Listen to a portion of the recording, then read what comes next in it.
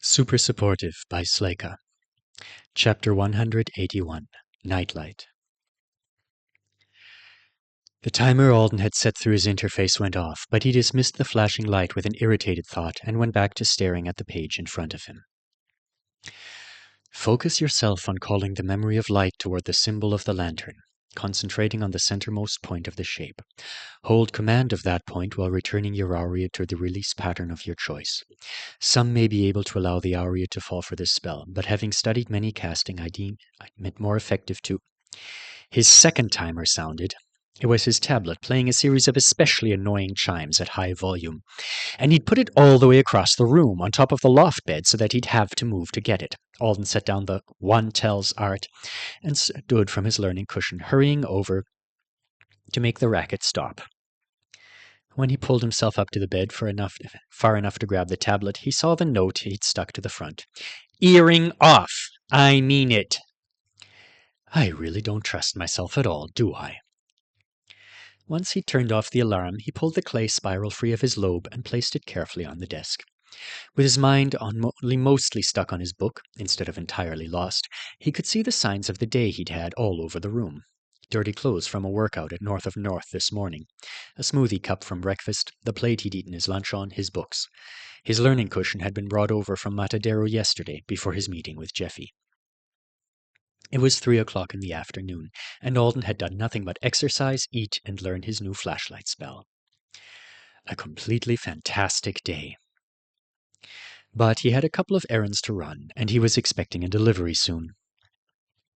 Or right now, he thought, as a text from Yinuo arrived. He asked the system to store his books and consoled himself with the knowledge that he was probably past the reading stage anyway. Thanks to the earring, he was sure he'd gotten the details down. Now he just needed to take the spell all the way to the end and see what happened. That would be his reward for taking care of everything else he needed to do. He stepped out of his room to find the apartment quiet, as it had been all day.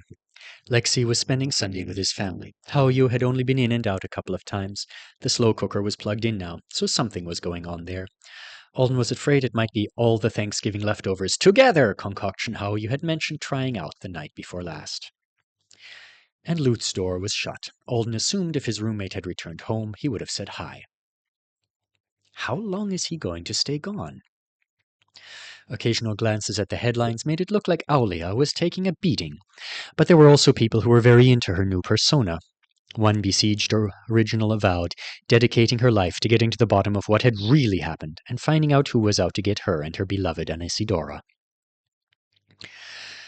Her stunt with Orpheus and divesting herself of a bunch of property was clearly the start of whatever this was. She'd announced yesterday that she'd be giving up frequent updates on her findings from mission headquarters on board Libra, and she'd put out a call for people to apply for jobs on her new truth-finding task force. Then she'd shared a statement, purportedly written by Hazel, that implied she'd been pressured in some way by Jacob and his mysterious SAL connections to bring him with her to that birthday party. The statement didn't actually say anything useful or concrete, and the kicker was that Aulia read it aloud like she had serious doubts about Hazel's honesty. The waters were so muddled that it was impossible to say whether it was all for show or if she was embarking on a real detective phase. But a lot of people were unhappy with the system, the triplanets, and the Anesidoran government, saying the destruction seemed to be the result of one individual's unpredictable decision. And those people liked the ideas of a powerful person chasing after a different answer. Nobody else seemed to be throwing themselves and their money in that direction as dramatically as Aulia Velra was. Those people who don't believe the official story should be almost doubtful of her, but she's the only one giving them what they want. How does that shake out in the end? He thought Lute should probably stop exiling himself, but he did understand. As soon as Aulia had started talking about Hazel in that party, Alden had held his breath at the thought that his own name might pop up. He'd been glad that if it happened, he had permission to hang out at Matadero, where no humans or drones could get to him. To reach the street where Yinuo's driver had parked, he had to take a short jog, and she met him just before he got there. She was walking at a remarkable speed for someone in such high-heeled shoes, her white trench coat flaring out behind her. There are a couple of things in the trunk, she said, lifting one of the garment bags she was carrying. Black car. I'll grab them. In the trunk, Alden found the shoes he'd bought yesterday, boxed and bagged, along with a gift wrapped in blue with a big gold bow. He almost left it because he assumed it must be something you knew or the driver had with them for someone else, but he looked closer at the small attached envelope just in case, and saw his own name. A thank you for your business gift? He shook it curiously a couple of times before he closed the trunk and went to join Yinnuo. It didn't weigh much. You didn't have to come all the way personally, he said when he'd caught up to her. A courier would have been fine. I'm here in case anything's wrong with the order, she replied. There isn't, unless Tuck and I both lost our minds without noticing it this morning. But if you have time now, you can look over it all and make sure it's right. I'll fix any poor fits or fetch any missing pieces. Or you can call us whenever you need us. Back at the dorm, he led her upstairs and invited her to take a seat on the sofa while he carried everything to his room. She looked out of place there, but no more so than Ashurdy had. And he did think checking over all the important stuff was the right thing to do. He went through it quickly, tried on the second Peziva they'd finished up for him last night, and decided everything was exactly what he'd asked for and expected. Then he took the gift with him back to the living room. It's all perfect. I appreciate you both helping me on short notice. That was nothing, said Yinnuo. Our waiting list tends to be long this time of year thanks to all the holiday parties coming up in the next couple of months. But a lot of clients had to reschedule this week, given the circumstances. Makes sense. He held out the gift. Should I open this while you're here? Whatever you want is fine. It's just a small way to say we're glad to have you as a customer. If you try it on, we can make sure it fits, but it will. I adjusted it a little for you. Alden tore the paper off and opened the box to find a teal shirt covered with a palm tree print. A tropical shirt! You did say you enjoyed them. She rose to her feet. That should be fine to wear on the Triplanets, by the way, if you're doing something light-hearted and fun. It will look very celebratory and earthy. But it should be a hit at parties because of that, and of course, they'll like the trees. Thanks. I think you made excellent decisions yesterday, she said as she headed to the door. Of course, it's great for me to sell you clothes, but on a personal level, I do like to know a young rabbit is taken care of with how they present themselves out there. She was sliding her feet back into her heels. Making it clear that you are not disconnected from the world of wizards, as Nuavout often are, is good. There are some summoners who will treat you much more generously if you look like a person who might be sitting down for a chat with one of their colleagues next week. Your commendation sends that message better than Tuck and I ever could, but you won't always be wearing it, and it can't hurt that when you do, you wear it on something that makes it look like you know your way around their circles. Yes, said Alden. That sounds pretty right. Yinnuo opened the door. Have a good afternoon, and call us any time.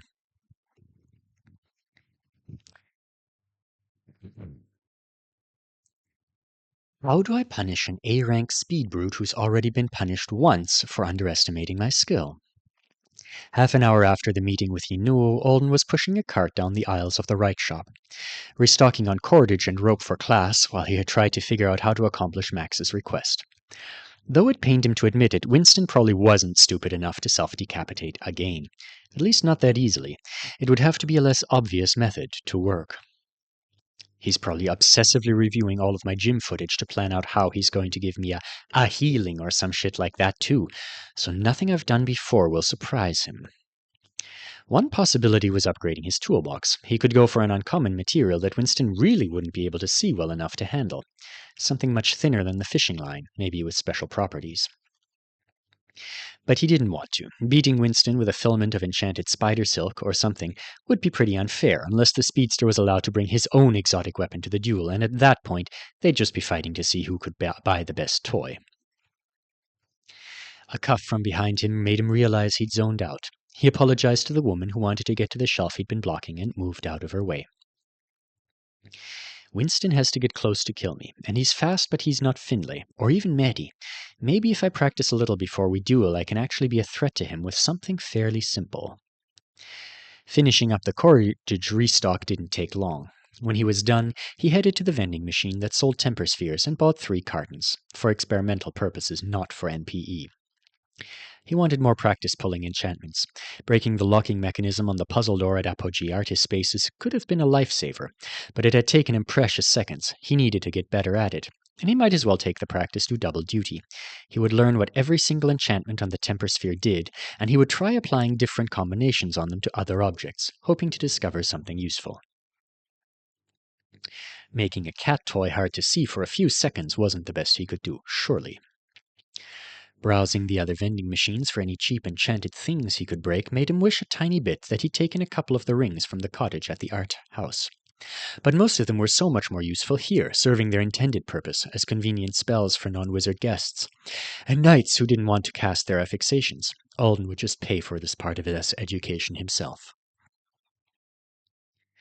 He stopped in front of a machine that held enchanted accessories, mostly rings and bracelets that he imagined were useful for rites working with sensitive or dangerous materials.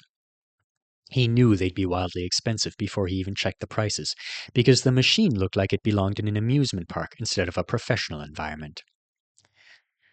That was a trend he'd noticed on his past trips to the store. Sleek, serious-looking machines held the more common items.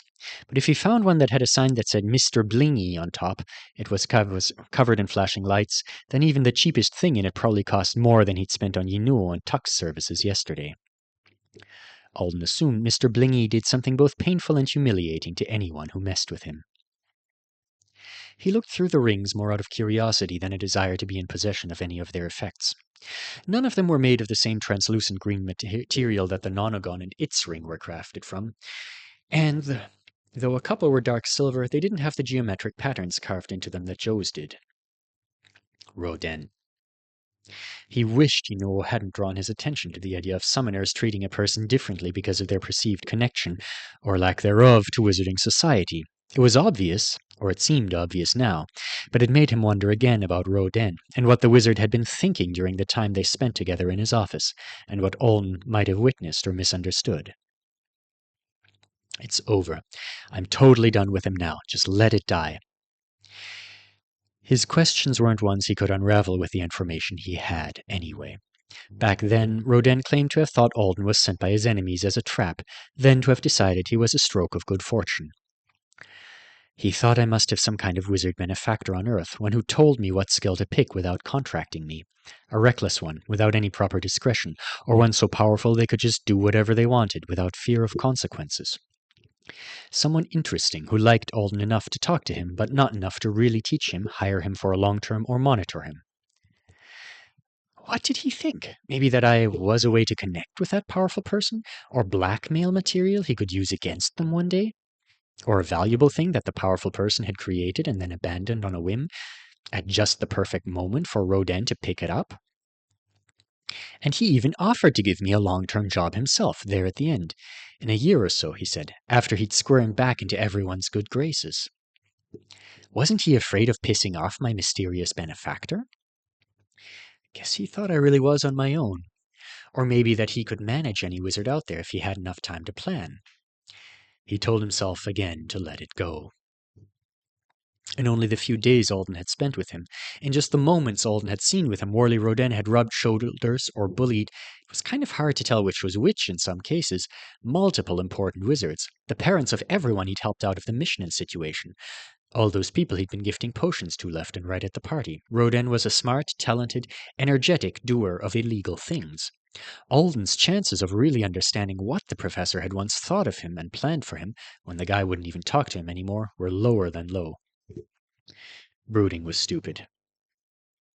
In an attempt to snap himself out of it, he reached into his bag to grab his tablet so he could take a picture of Mr. Blingy. He had no clue what Kibby would think of the vending machine, but she'd surely have at least one hilarious opinion. She'd be so upset if she knew how angry I was with him. And at least him using me got her out of there, and most of the others. He had told Roden during that first phone call after he'd made it home that he didn't think he'd made a bad gamble. What else was he supposed to do under the circumstances? If they'd had one more day, one more minute before everything went wrong? Alden hoped whoever made decisions for Yipalk Corporation saw Kibby's explosion in their dreams every night. He snapped the picture of the Mr. Blingy machine. After saving it to add to a message for Kibby, he sent the image to Bo. "This is the poison dart frog of vending machines," he wrote. "Its vibrant exterior is a warning." "What are you sending me that for?" "Because I know you like frogs now." "I don't like frogs." "Don't be like that. They were there for you when you were wearing nothing but fronds." By the time he finished escalating the dart frog jokes, he was back on the street, headed for his next stop, and he was so busy laughing at Beau's replies that he'd completely let go of chewing over the things that he wanted to leave behind him for good. He was thinking about how he could make the frogs a recurring topic, but a really infrequent one, so that Beau was never expecting it. He was thinking about how funny it was going to be when he found an opportunity, months or years from now, to put a toy dart frog in front of a toilet so that Beau stepped on it when he wanted to take a leak. A perfect reenactment of his Amazon adventure. And then some subconscious process he hadn't been aware was running produced an answer about Rodin and himself that he'd never even asked it for. It wasn't shocking.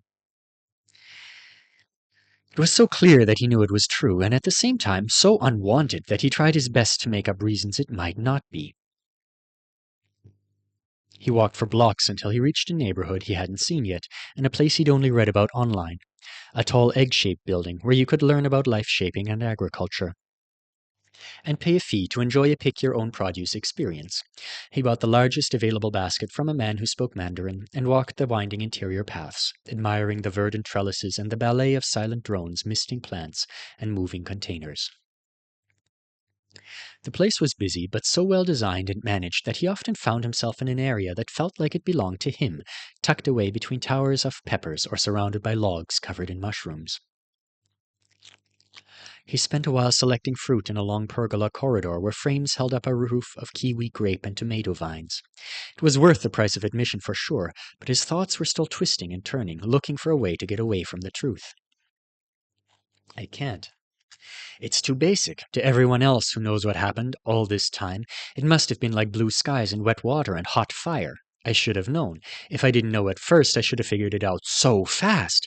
The first time I saw that humongous lab. After the mission. During the...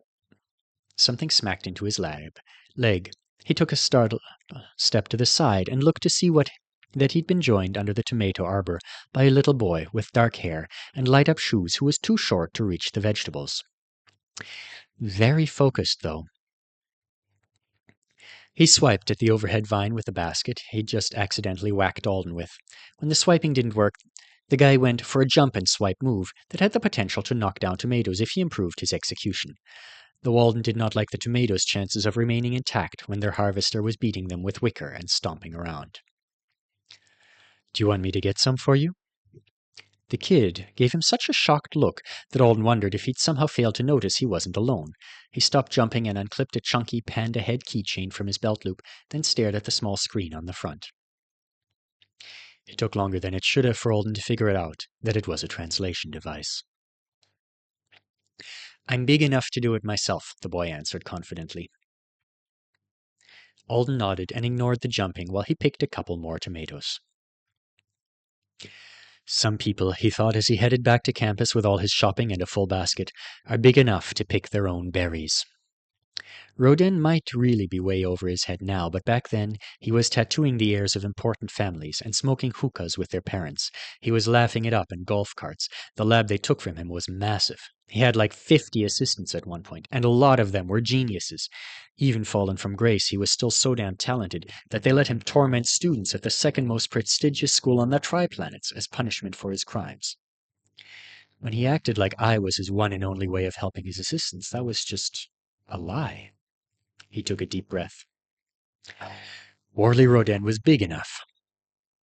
So why was Kibby still on Thagon? Why were the rest of them there? Why was I?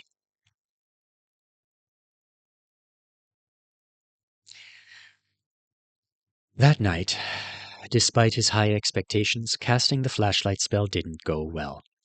He knelt on his learning cushion and tried until his authority was exhausted, until he felt like he was a feather trying to penetrate through concrete instead of someone who could sometimes ask reality to shift for him.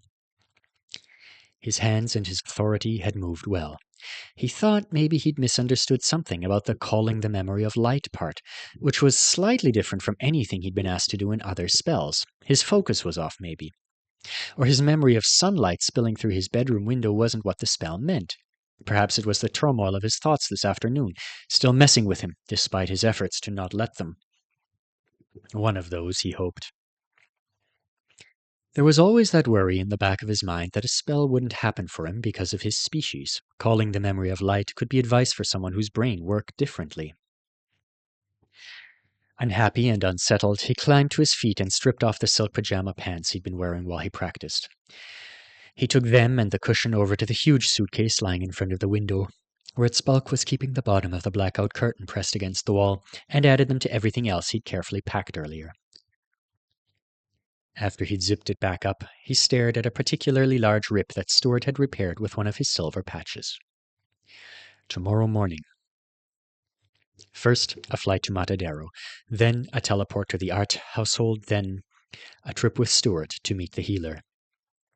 The nerves were beginning to bubble up again. I need to put myself to bed before I talk myself out of going. He did, and to keep himself in bed for at least a few hours, he took his opposite stone with him and performed the Mega Klutz half of My Body Becomes My Assistant. He laid down, careful not to bite his tongue or mash some part of his body into the wall, and waited for his opposite to notice. Hey there, he thought when the crystal checker started glowing a few minutes later. Whoever you are, I'm really glad you're all right. It took him a very long time to sleep, but at some point the dark of his room turned into the deeper darkness of a moon that orbited the planet Kimnor. The lights of the lab were so far behind him, and he had the impression that he was running into an abyss that clawed at him from every direction. There was nothing in front of him but bare, chaos-ruined dirt, and even that was a fuzzy grey view that he was afraid of losing, despite his promises to Kibby that he could easily find his way back to her if the goggles she'd made for him failed. The lab lights are so bright, I'll be able to see them from a very long way away, he'd assured her, but he'd worried, as he always did, about 100 things he'd never say. If I fall, she won't be able to come help me. If now is the time when the lab lights give out, if that thing that makes the trails in the grass comes while I'm out here, if by some miracle I make it back with the car, but she's not strong enough to make it to the next sunrise. One step after the other anyway. There was nothing else he could do.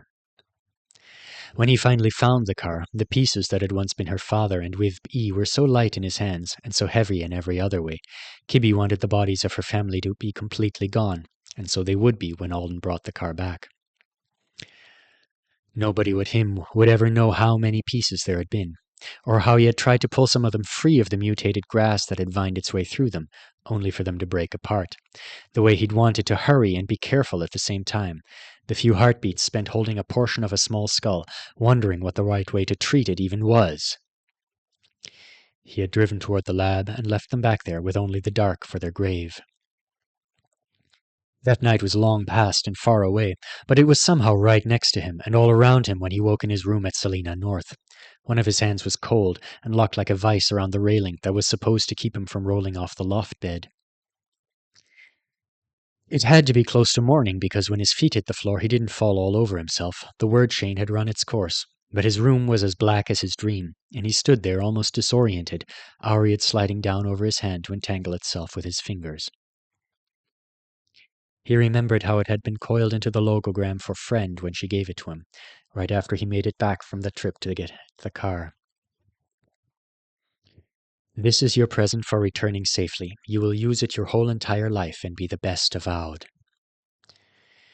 Everything was so close to impossible, thought Alden, breathing hard. His face pointed toward the spot in the darkness where his feet should be. Everything was almost death. I could have started a fire with the promised stick lighting spell, but out there on Thagund I would have had nothing but my own clothes to burn. A flashlight that couldn't be lost, that would be his forever, wherever, as long as he could cast, one small thing that made the impossible a little less so. He started casting again, his Aureate moving, his authority moving.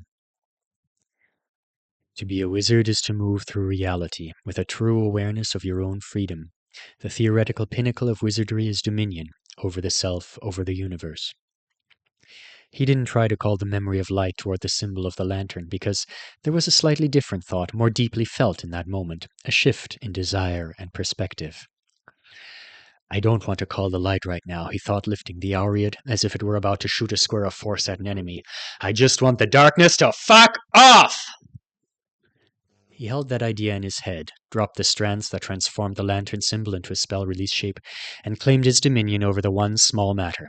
Not an exhausted feather now, but a freshly determined battering ram.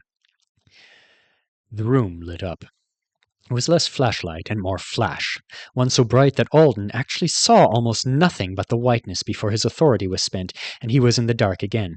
He stood there, caught in a state between euphoria and panic. He'd just done a new spell. Yeah, and also, he was blinded, and his skin stung, and he smelled burning hair, or dust, or something. He managed to fumble his way toward the light switch and slap it. And then he had a minute of real panic because his vision was still definitely impaired. After a lot of probably detrimental blinking, it went back to normal, and he walked around the room taking stock of it all. It still smelled kind of crispy and wrong. But there was no smoke or singed spots that he could find. He peeked out at the blackout curtain and didn't see anyone pointing up at his window.